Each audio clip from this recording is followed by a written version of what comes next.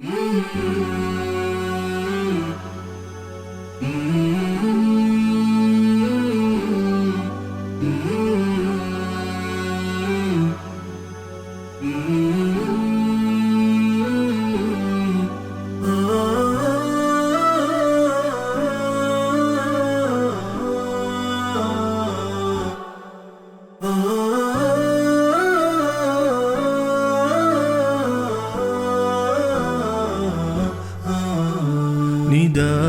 الحق صوت قد شجاني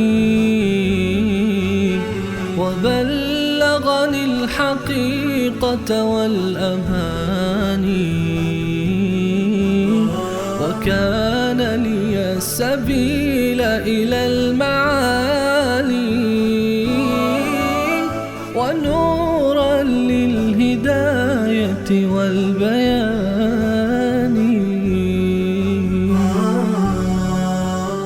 بسم الله الرحمن الرحيم. الحمد لله رب العالمين والعاقبة للمتقين والصلاة والسلام على سيدنا سيد الأنبياء وخاتم النبيين وعلى آله وأصحابه أجمعين. كذبت قوم نوح المرسلين. قوم نوح تکذیب کرد پیامبران را. قبلا خواندیم یک پیغمبر را تکذیب کردن گویا همه را تکذیب کردن است. اذ قال لهم اخوهم نوح الا تتقون. زمانی که برادرشان نوح به آنان گفت آیا نمی ترسید؟ الا تتقون، عبادت غیر الله، عبادت غیر خدا نمی ترسید؟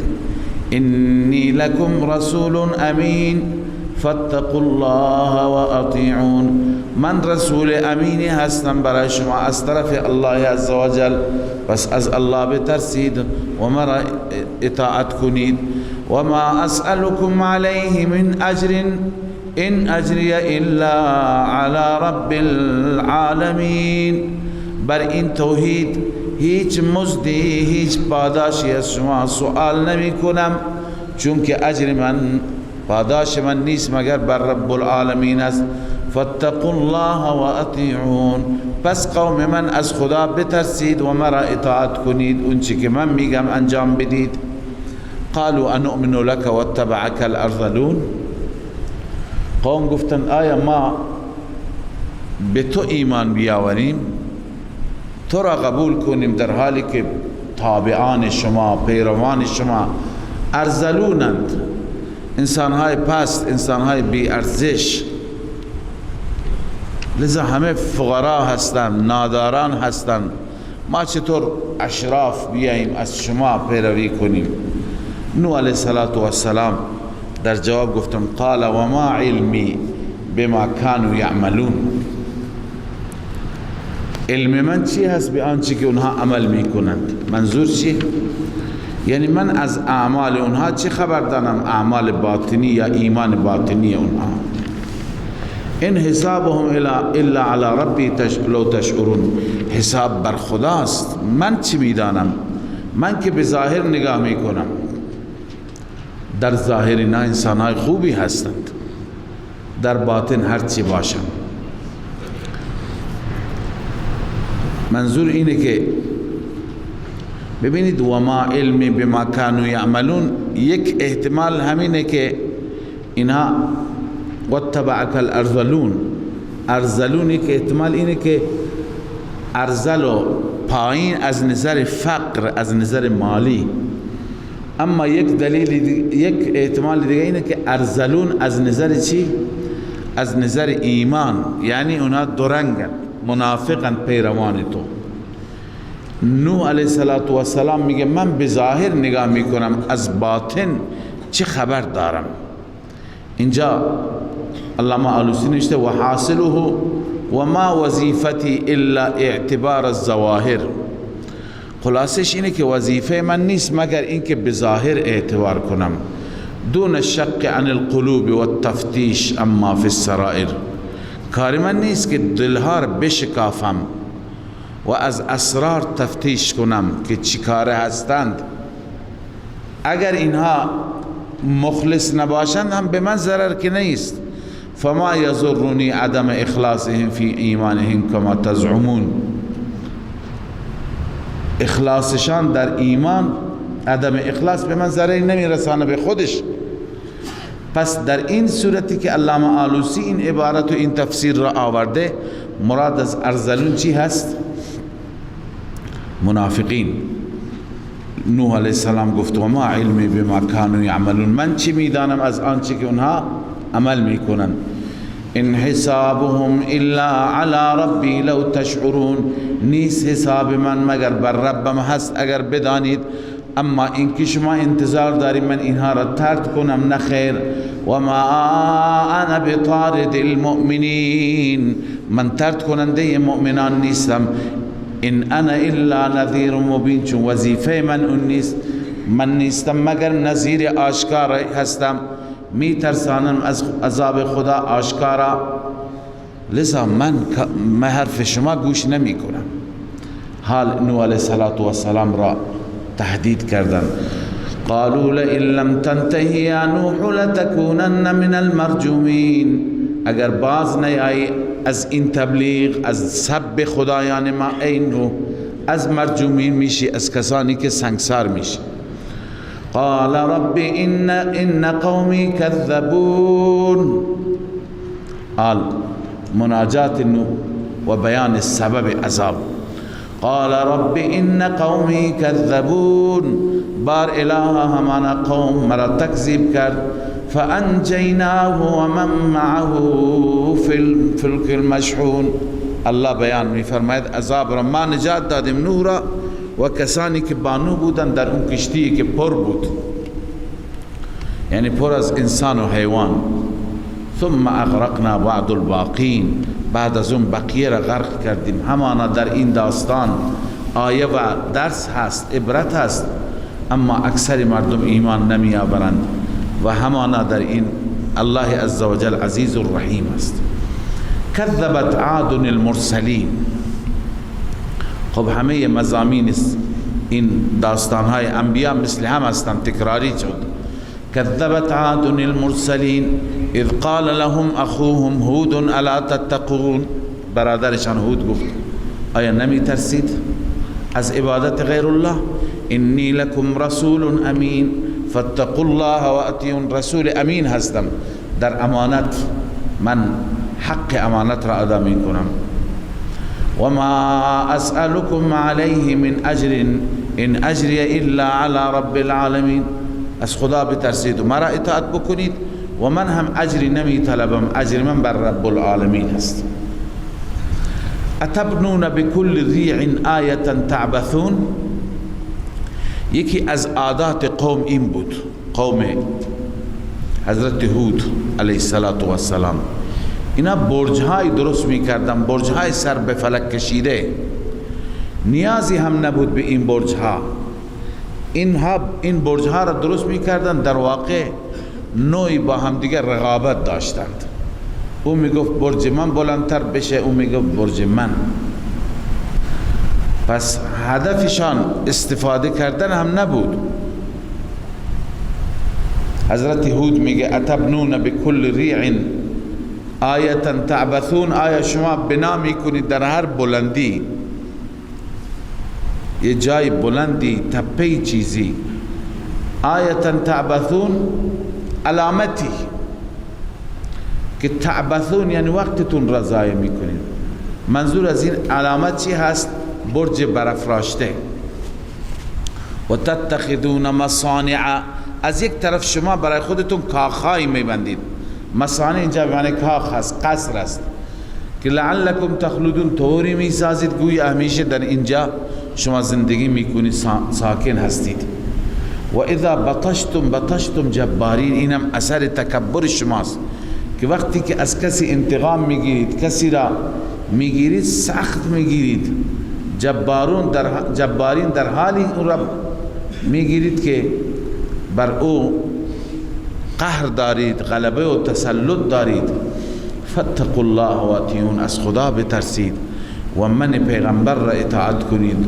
واتقوا الذی امدکم بما تعلمون، از اون ذاتی بترسید که شما را کمک کرد به اونچه که شما میدانید، چه نعمتهایی به شما داد، چه نعمتهایی برای شما فراهم کرد. امدکم بانعام و بنین، شما را کمک کرد، یاری کرد با چارپایان و با اولاد، و جنات و عیون، باغات و چشمزارها. انی اخاف علیکم عذاب یوم عظیم، ترهیب است. ای قوم، من میترسم از عذاب روز بس بزرگ برای شما. قالوا سواء علینا، قوم چی گفتند؟ ای هود برابر است، او وعظت ام لم تکن من الواعظین، چه ما را وعظ بکن چه ما را وعظ نکن، ما که از مسیر خودمان بر نمیگردیم. چرا؟ ان هذا الا خلق الاولین، این نیست مگر خلق اولین، عادت و اخلاق پیشینیان ما هست، ما از عادت و اخلاق اونها بر نمیگردیم. ببینید الا خلق الاولین دو تفسیر داره. عادت پیشینیان هست یعنی چه؟ این دو معنی داره، دو احتمال داره.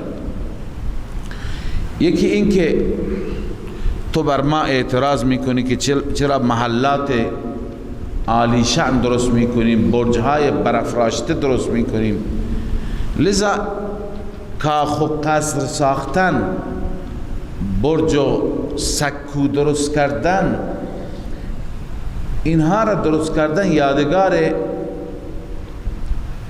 گذشتگان ما هست، عادت گذشتگان ما هست.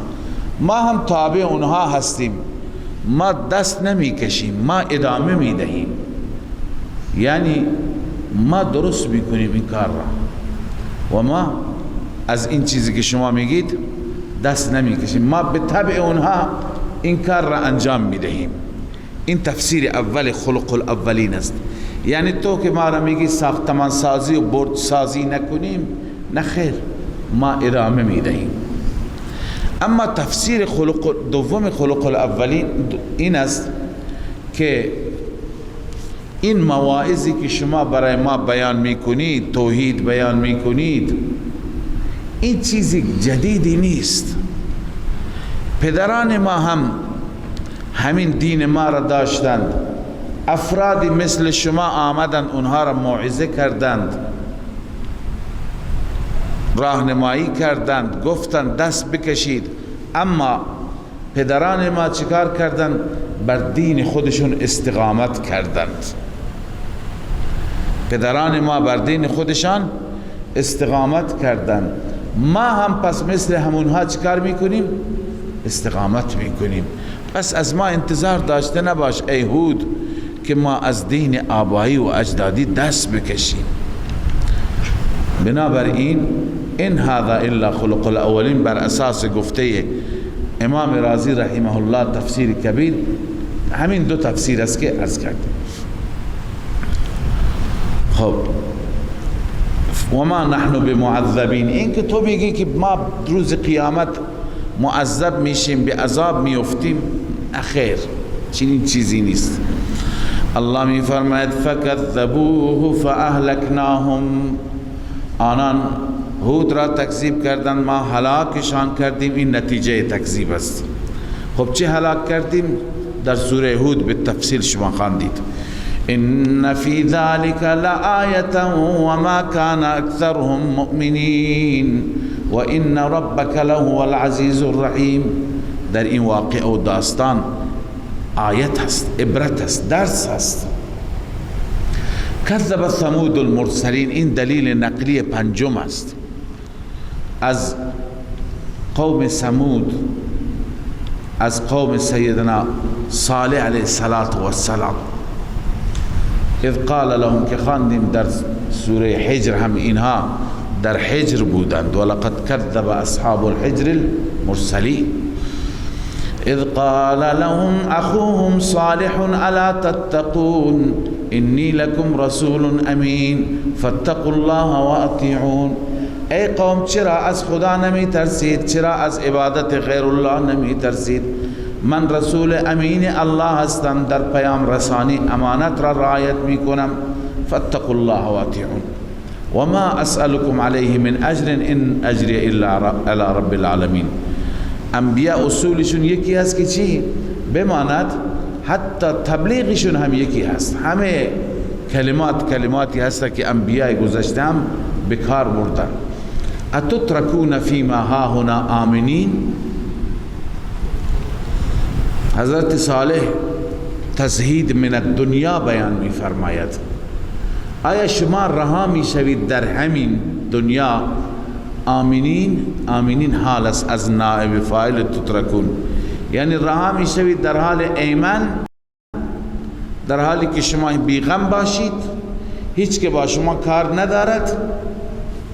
فی جنات و عیون، در همین باغات، در همین چشمزارها، و زروع و طلع و نخل طلعها هضیم، در کشتزارها و نخل خرماهایی که طلع آن و خوشه آن بسیار لطیف و با تراوت است. طلع عرض کنم که اونی که از مغزی که از وسط نخل خرما میگیرند چقدر لطیف است، چقدر تر و تازه است، چقدر با تراوت است. شما اونها را بگیرید و همیشه بخورید، استفاده کنید و تو کوها زندگی کنید، کوها را بتراشید، برای خودتون خانه درست کنید. کار شما همین، هیچ که با شما کار ندارد.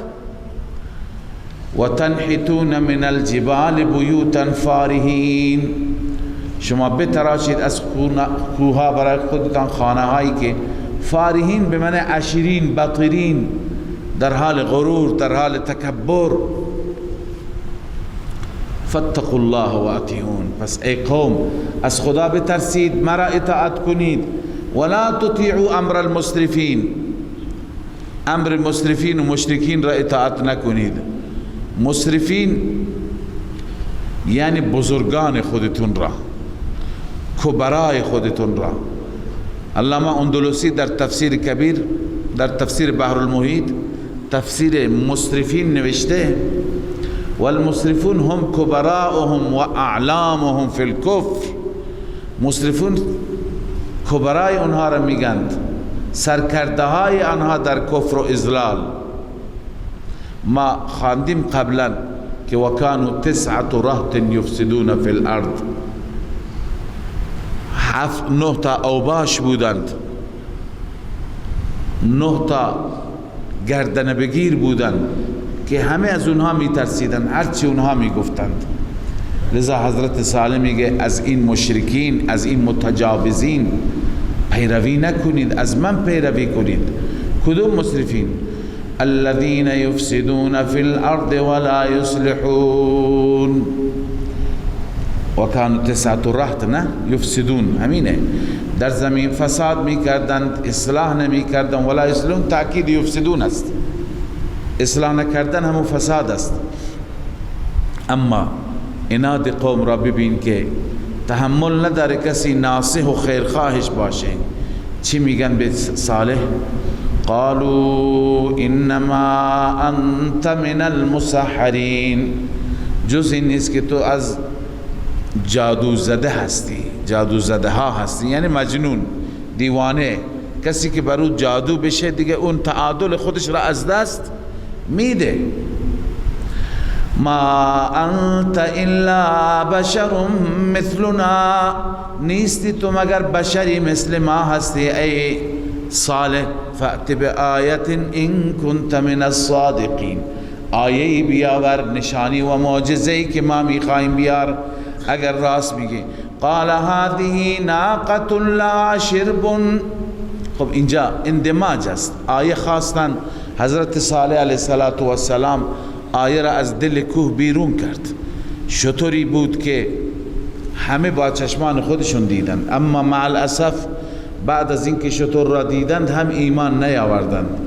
شتر بعداً تقسیم شد، آب چاه بین شتر و بین مواشی اونها.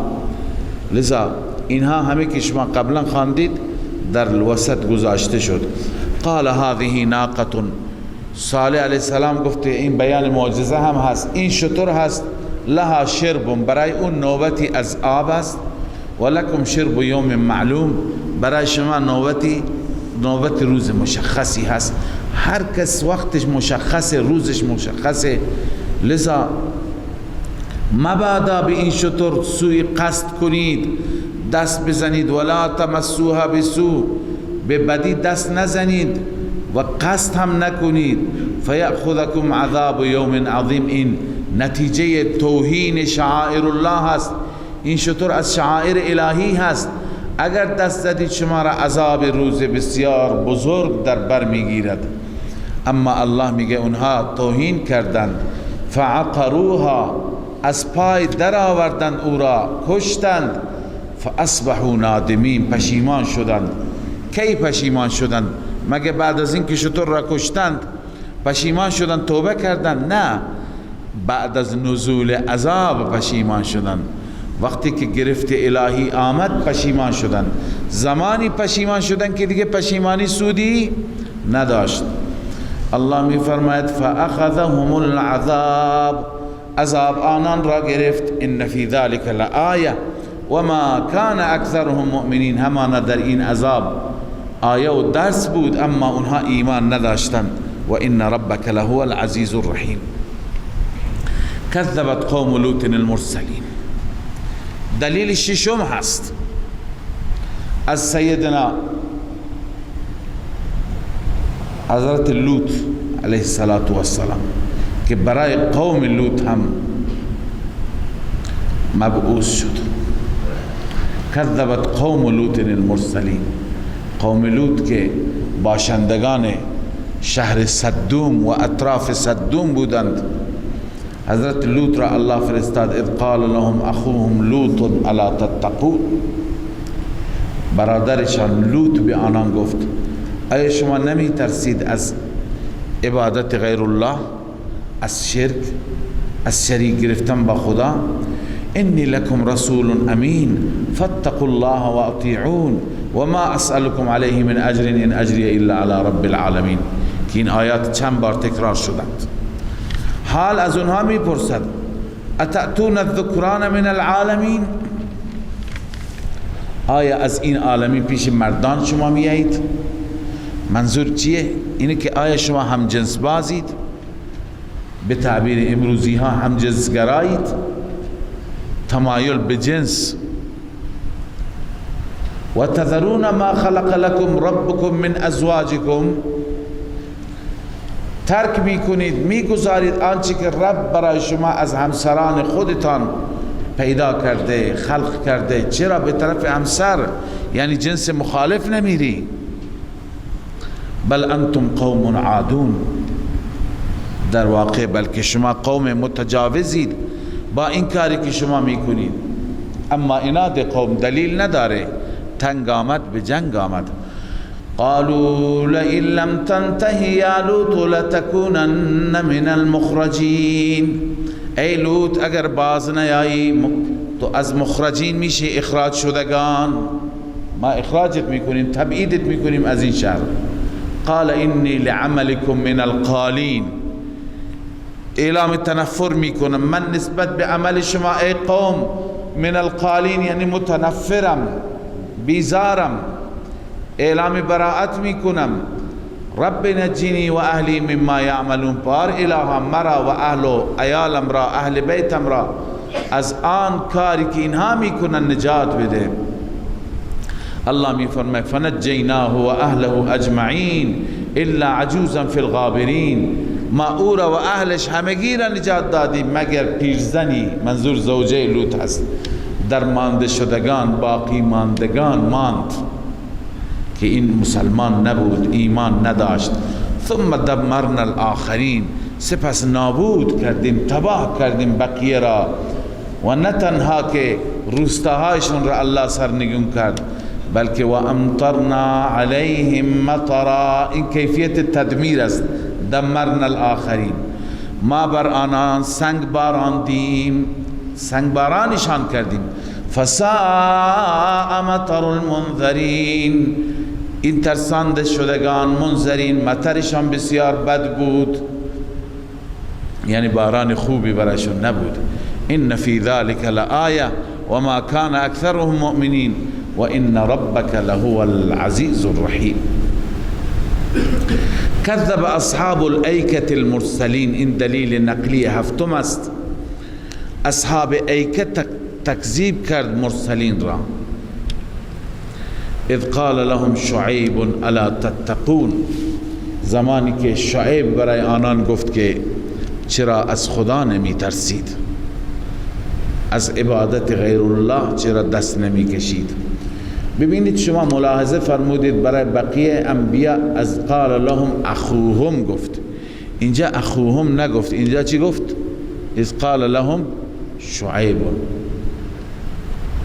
بعضی از مفسرین اینو گفتن چون شعیب از این قوم نبود، شعیب از اینها نبود، چون که شعیب اصل اهل مدین بود. اینا کی هستن؟ اینا اصحاب ایکه هستن. و الی مدین اخاهم شعیبا، شما خواندید نه؟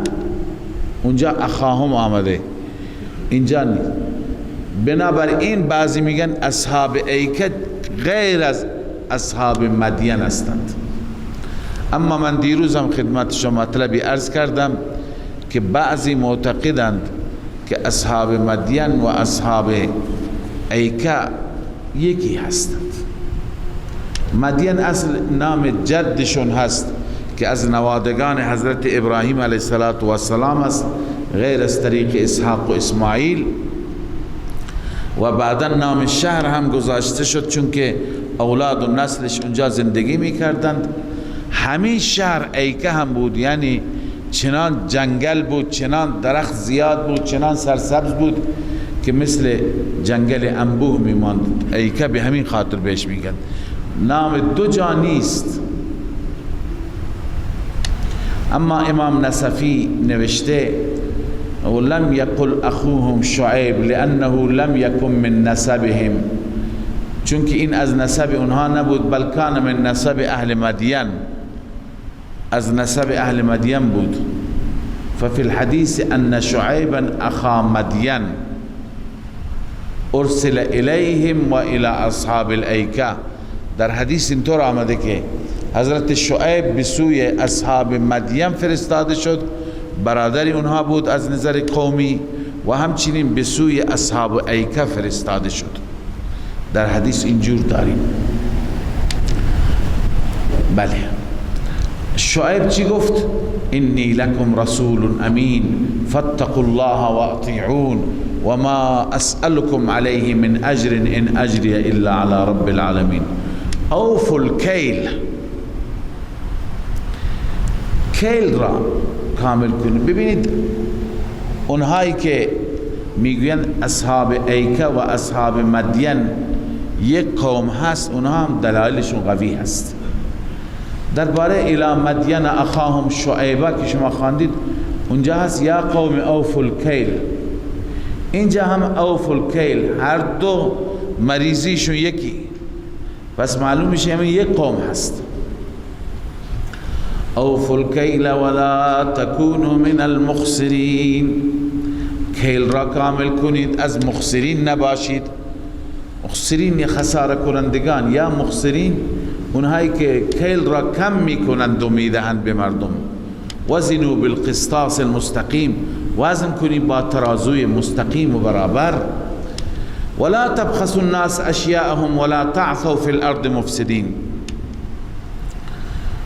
کم نکنید در اشیاء مردم و در زمین فساد کننده نگردید، فساد نکنید.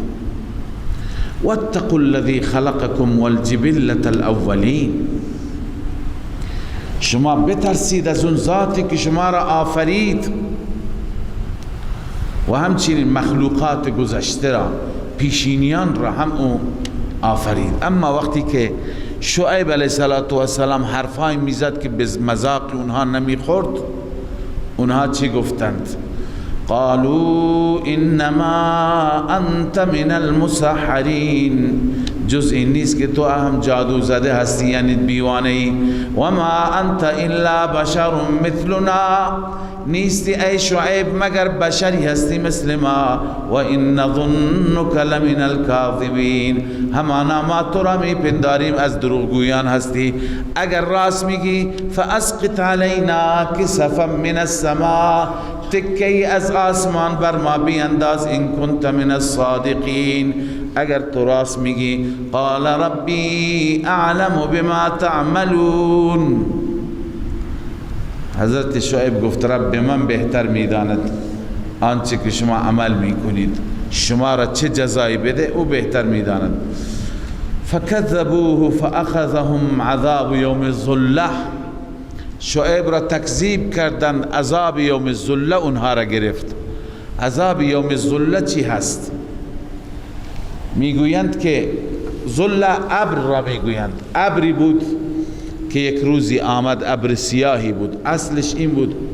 که خدای عزوجل گرمای عجیبی بر اینها آورد چنان گرم شد که همه جا گرم بود هیچ جا سایه‌ای نداشتن نمیدیدن تا پناه ببرن تا اینکه این ابر آمد ابر سیاه و انبوهی بود اینها گفتن که در سایه ابر بریم قرار بگیریم همه رفتن اونجا تا که عذاب آمد ببینید تفسیر مدارک نوشته هی صحابة اظلتهم بعد ما حبست عنهم الریح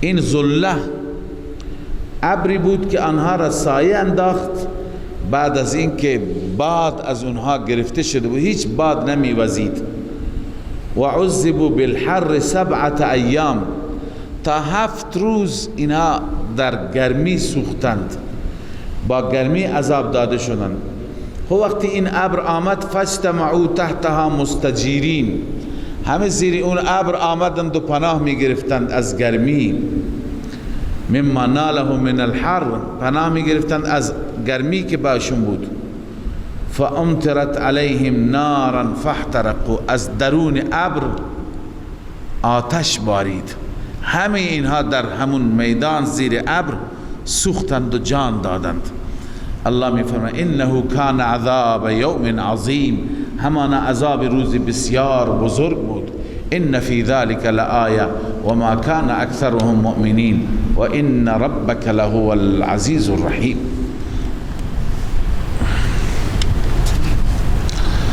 و انه لتنزیل رب العالمین ببینید از 7 پیغمبر دلیل نقلی خواندیم این 7 پیغمبر توحید خدا را پیام خدا را به قومشان رساندند حال نوبت خود رسول الله صلی الله علیه و سلم و قرآن هست که شما را ای پیغمبر برای این قوم فرستادیم برای قریش با این کتاب عظیم الشأن و انه لتنزیل رب العالمین همانا این قرآن فرستاده رب عالمیان است نزل به الروح الامین روح امین این را فرود آورد علی قلبک بر قلب پاک تو ای محمد لتکون من المنذرین تاکه باشی از ترسانندگان بترسانی بلسان عربی مبین این قرآن را ما به زبان عربی آشکار فرستادیم و انه لفی زبر الاولین مطالبی که در این قرآن هست در زبر پیشینیان است یعنی در تعلیمات انبیاء گذشته هست مطالب و مفاهیم قرآن منظور است یا ذکر قرآن منظور است یاد قرآن بله اولم یکن لهم آیة ان یعلمه علماء بنی اسرائیل الله می فرماید آیا همین نشانی و همین آیه کافی نیست که علماء بنی اسرائیل میدانند یعنی اونها میدانند این کتاب حق است ولو نزلناه علی عناد کفار اونا میگفتن چرا به زبان عربی هست چرا به زبان عجمی نیست اینجا خدای عزوجل از ضد و عناد اونها بیان میکنه که چقدر اینها بر عنادن اونها انتظار دارن قرآن هم عجمی باشد ولو نزلناه على بعض الاعجمین فقرأه عليهم ما كانوا به مؤمنین. اگر ما بر بعضی اعجمی ها نازل می کردیم این قرآن را و می خواند پیغمبر بر آنان، ما كانوا به مؤمنین، اینها ایمان نمی آوردند. ببین مطلب چیه؟ مطلب اینه که اولا هدف آیه بیان ضد و عناد مشرکان است که هر چی بود الان اینا بهانه میکنن چرا چنین است، اگر غیر از این می بود هم اینها ایمان نمی آورد. المراد بیان فرط عنادهم و شدت شکیمتهم فی المکابره. روح المانی هدف از این آیه شدت عناد اونهاست، عناد زیاد اونها هست و اینکه خیلی اینها در تکبر و غرور واقعا دست بالایی دارد. ولو نزلناه على بعض الاعجمین میفرماید معنیش اینه که ولو نزلناه على بعض الاعاجم الذي لا يحسن العربیه، اگر ما قرآن را به بعضی از افراد عجمی که عربی بلد نبودند و عربی بلد نیستند میفرستادیم، فضلا ان يقدر على نظم مثله فقرأوا عليهم هكذا لكفروا به، نه اینکه چه برسد اونها مثل این قرآن بیاورند اون بماند، بلکه اگر میفرستادیم که خودشون عمل کنند هم اونها کفر میکردند کما کفروا، چنانچه قریشی ها کفر کردند. و لتمحلوا لجهودهم عذرا و سموه سحرا، اونها برای انکار خودشان عذری داشتند، عذری پیش میکردند که این به زبان عجمی هست، به زبان غیر ما هست و این قرآن را جادو میگفتند. یعنی شما میگید که چرا به زبان عجمی نازل نشده؟ خب الان برای شما به زبان خودتون است، اما اگر بر عجم نازل میشد، بر عجم به همین زبان عربی، خب غیر زبان اونها بود، اونها هم انکار میکردن. یا اینکه معنی این است که اگر شما عجم بودید و بر شما نازل میشد بعضم شما کفر میکردید، الان میگه چرا به زبان خود ما هست. یا معنی ثانی، معنی دوم که ابو سعود نوشته،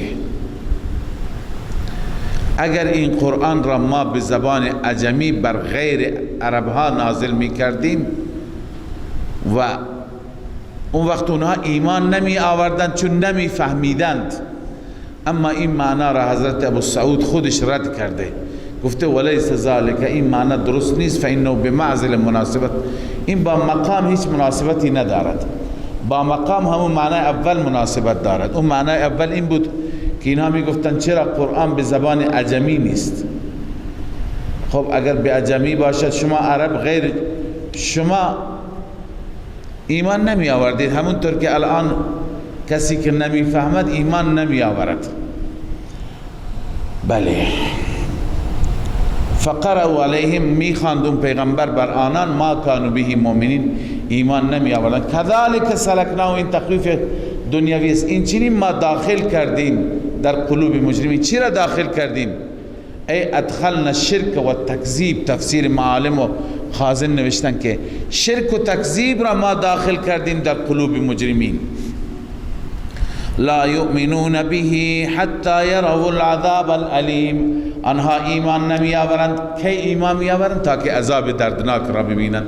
اون وقت ایمان می آورند که دردی نمی خورد. فیأتیهم بغتة وهم لا یشعرون، عذاب ناگهان می آید که اینها نمی فهمند. فیقولوا هل نحن منظرون، وقتی که عذاب بیاید میگه آیا به ما مهلت داده میشه؟ استفهام طلبی هست، یعنی مهلت میخوایم خدایا. افا بعذابنا یستعجلون، الله میفرماید آیا به عذاب ما اینها عجله دارند که چرا عذاب نمیاد؟ افرأیت، خبر بده، این متعناهم سنین، اگر چند سال ما اینها را بهره بدیم در دنیا، تمتع و استفاده کردن از دنیا بدیم، ثم جاءهم ما كانوا يوعدون، سپس عذابی که وعده داده شدند اون عذاب بیاید ما اغنا عنهم ما کانوا یمتعون، بازم بهره این چند سال زندگی چند سال استفاده کردن چند سال در دنیا هیچ دردی از اونها را دوا نمی کند، عذاب را دفع و دور نمی کند. و ما اهلکنا من قریة الا لها منذرون، ما هیچ قریه را هلاک نکردیم مگر برایش پیامبر فرستادیم، منذر فرستادیم، ترساننده فرستادیم. ذکر به منظور تذکر، پند دادن، که اونها را تذکر دادن، از عذاب خدا بیم دادن. و ما کننا ظالمین، ما ظالم نبودیم، ظلم نکردیم، یعنی اتمام حجت کردیم، خودشان بر خود ظلم کردن، زمینه عذاب را فراهم کردن. و ما تنزلت به الشیاطین و ما ینبغی لهم و ما یستطیعون. مشرکین مکه اتهامهای گوناگونی به رسول الله صلی الله علیه وسلم می زدند، گاهی العیاذ بالله ساحر، گاهی شاعر، گاهی مجنون، هر چی می گفتند.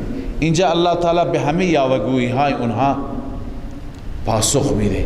یکی از حرفهایی که اونها می گفتند، می گفته ان لمحمد تابعا من الجن، محمد بعضی از جنات را داره که تابعش هستند. یخبره کما تخبر الکهنه، اون جنی میاد به پیغمبر خبر میده همون طوری که کاهنها را جنات خبر میدن، یعنی کاهن است العیاذ بالله. و ان القرآن مما القاه الیه علیه الصلاة والسلام، قرآن از اون مواردی است که همون جن برای او انداخته، روح المانی. الان از اینجا الله تعالی به همه این اتهامات پاسخ میده، اینکه اونا میگفتن جن میگه، اینکه میگفتن کاهن است. و ما تنزلت به الشیاطین، این قرآن را شیاطین نازل نکردند. و ما ینبغی لهم، برای آنان سزاوار نیست، اونا شیطانند. و ما یستطیعون، نمیتوانند این کار را بکنند، قرآن بیاورند. انهم عن السمع لمعزولون، همان اینها از سمع و از شنیدن قرآن فاصله دارند، یعنی معزولند، خارج شدند، فاصله دارند. فلا تدع مع الله، پس نتیجه این است که غیر از خدا کسی دیگر را نخوان، چون دعوت قرآن همین است. اگر این کار را کردی فتکون من المعذبین، از عذاب دهنده شدگان می باشی. و انذر عشیرتک الاقربین، عشیره و قبیله اقربینت را بترسان، فامیل نزدیکت را بترسان. واخفض جناحك لمن اتبعك من المؤمنین، بازوهایت را پایین بگیر، یعنی تواضع کن در مقابل اون مؤمنینی که از شما تبعیت می کنند. اما اگر مشرکین نافرمانی کردند، فإن عصوك فقل انی بریء مما تعملون، اگر نافرمانی کردم بگو من بری هستم از اعمال شما. و توکل علی العزیز الرحیم، تسلی هست برای پیغمبر، ای حبیب توکل کن بر اون ذاتی که غالب و مهربان است. الذی یراک حین تقوم، خدایی که می بیند تو را زمانی که قیام می کنی. و تقلبک فی الساجدین، و می گردی در سجده کنندگان. انه هو السمیع العلیم، بدون شک الله شنوا و دانا هست. ببینید این آیه را بعضی از مفسران مثل سیوطی رحمه الله طوری دیگه تفسیر کرده. بعضی ها میگویند که در نسب پیغمبر، در آبا و اجداد پیغمبر اصلا شرک نبوده. میخواند رد کنند و نفی کنند شرک را از آبا و اجداد پیغمبر. این به عنوان یک فضیلت برای پیغمبر. مثلا میگویند که پدر پیغمبر دوباره زنده شده و ایمان آورده، جد پیغمبر بر جدش بالاتر، هرچی بریم هیچی که مشرک نبودند. پیغمبر در نسلی که از اون نسل هست هیچ شرک نداشت. و شرک وجود نداشت. خب اینها وقتی که بهشون گفته میشه که چطور جد پیغمبر حضرت ابراهیم از پدر ابراهیم که قرآن خودش میگه مشرک بود و با شرک مرد، به ابراهیم هم گفت دعا نکن، اونجا توجیه میکنن نه اون پدر نبود، اون عمو بود، مجازا بهش پدر گفته شده. خب اینا دلیلشون همین آیه هست که از این آیه میخواه استنباط بکنه ولی بسیار ضعیفه. چطور؟ میگه که تقلب، منظور از تقلب پشت در پشت است. الله میفرماید که شما را میبیند انه یراک حین تقوم، وقتی که بلند میشه به سوی نماز، و تقلبک فی الساجدین. ساجدین یعنی آبا و اجدادت که سجده میکردند، همه عابد بودند، همه موحد بودند. الله تعالی میبیند که در میان اون پشت در پشت ساجدین تو هم داری متقلب میشی، یعنی نماز میخونی، عبادت میکنی. به این معنا هست. این سیوطی استدلال کرده، روافض هم به همین اعتقاد دارند. علامه آلوسی میگه انی لا اقول بحجیت للآیت علی هذا المطلب، من نمیگم این آیه بر این مطلب دلالت میکند، حجت هست، چون که واقعا این قوی نیست، از آیه ثابت نیست.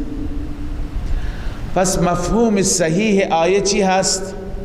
تفسیر صحیح آیه این است که خدا شما را میبیند وقتی که قیام میکنی به سوی نماز و گشت میزنی، دور میزنی در میان یارانت که سجده کننده هستند در مسجد النبی.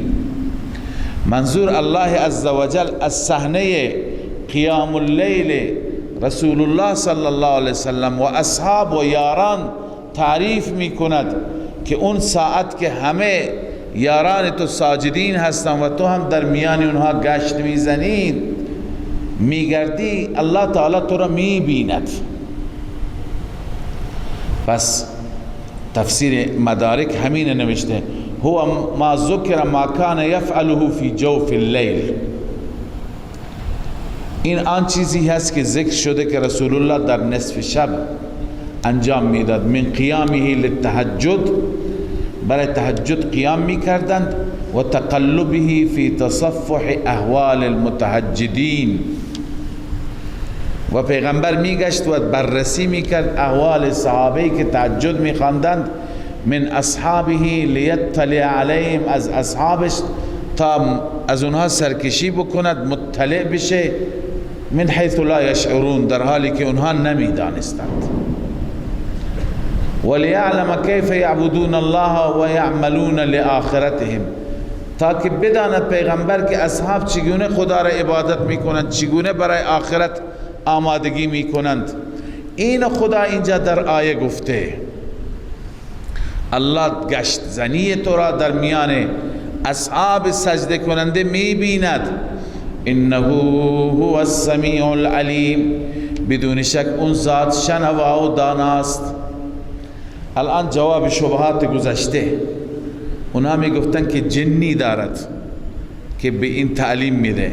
الله میفرماید جن و شیطان بر پیغمبر نمیاد، بر انسانهای دروغگو مسلط میشود. هل انبئکم علی من تنزل الشیاطین، آیا خبر بدهم که شیاطین و جنات بر چه کسی نزول میکنند؟ تنزل علی کل افاک اثیم، نزول میکنند بر هر انسان دروغگوی گناهکار. یلقون السمع و اکثرهم کاذبون، اونهایی که گوش میکنند و گوش را القا میکنند اما اکثرشان دروغگو هستند، یعنی مطالبشون مطالب دروغی هست. و این که میگفتن شاعر است، شاعرم نیست.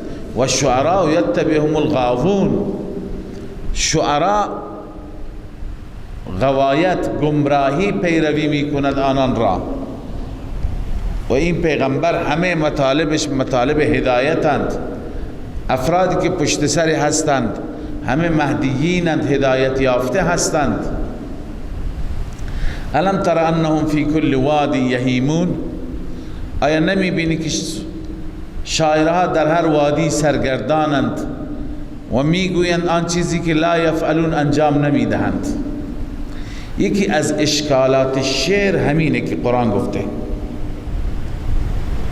که انهم یقولون ما لا یفعلون، منظور خلاف میگویند، مبالغه میکنند. هرچی شاعر میگوید نمیکنه اونطور، میگه من چنین و چنان فدایت باشم ببینم تو را چنین میکنم، نمیکنه، دروغ میگه، افراط و مبالغه هست. اکثرا تو شعرها نگاه کنید مبالغه هست.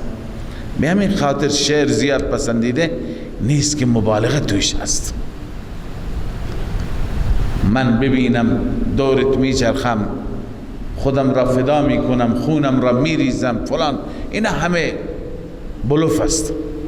لذا و انهم یقولون ما لا یفعلون، میگوید چیزی که در واقع انجام نمیدند. الا الذين آمنوا، اما اهل ایمان اینطور نیست، این استثناء منقطع است، مگر کسانی که ایمان آوردن و عمل صالح انجام دادن و ذکر الله کثیرا، الله را به کثرت یاد کردند، و انتصروا من بعد ما ظلموا، بعد از اینکه مظلوم واقع شدند هم انتقام خودشون را از ظالمان گرفتند. اینها نه شاعرند، نه کاهنند، نه جادوگرند، بلکه مؤمنند.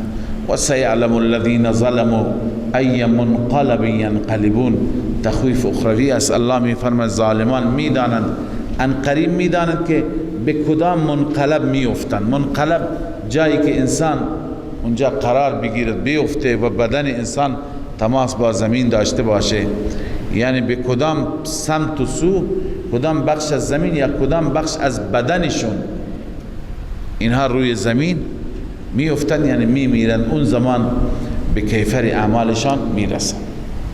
صدق الله مولانا العظیم.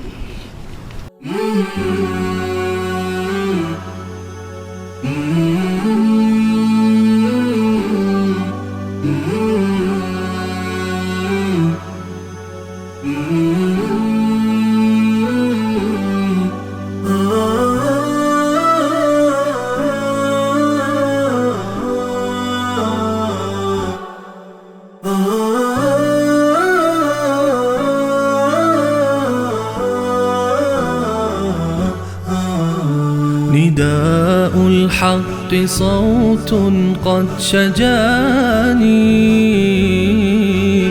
وبلغني الحقيقة والأماني،